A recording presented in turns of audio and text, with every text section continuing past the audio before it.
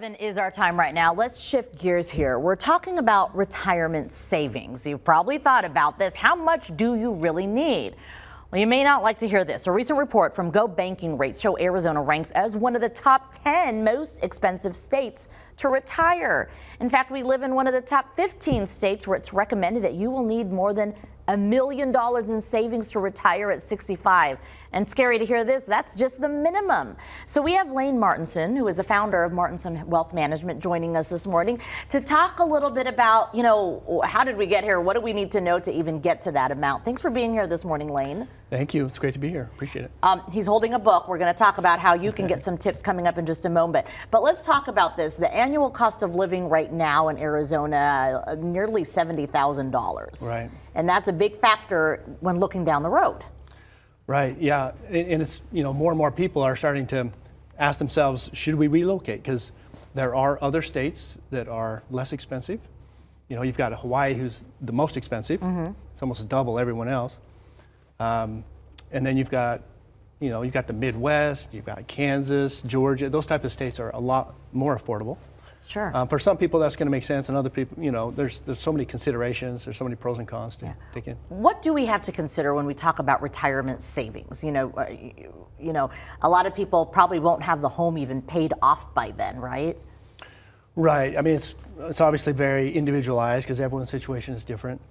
But when you're saving for retirement, you're accumulating. Hopefully, you're saving enough, right, to get to that point where you're at retirement. But then when you start to look into these retirement years, 20, 25, 30 years, mm-hmm. there's kind of a whole different mindset and strategies to answer the question, are we going to, is our money going to last?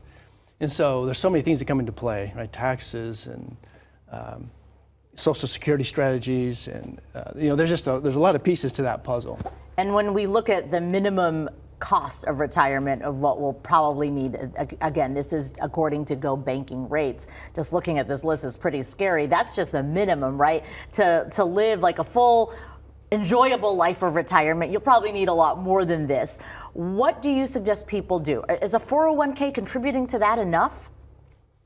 Well, a 401k is a great thing because most 401k plans have a company match, mm-hmm. so you always want to take advantage of that. But as far as preparing for retirement, it's hard to save too much, right? And so, but not only will you want to make sure you're saving and contributing, but you also want to make sure that you're doing it in a tax-efficient way. Because taxes can make a huge difference. Because if everything is tax deferred, then you get to retirement, and when are you going to pay the taxes on these tax deferred mm-hmm. accounts? You pay them in retirement. So taxes and tax planning can actually make a big difference on how long your money's going to last. Okay, very good. And that's why you've written a book to help folks who are thinking about retirement. It comes out later this month. It does, yeah. It's called the 5W Retirement Blueprint. Okay. And so the concept is that it's the holistic approach, a comprehensive look. Okay. It's not common.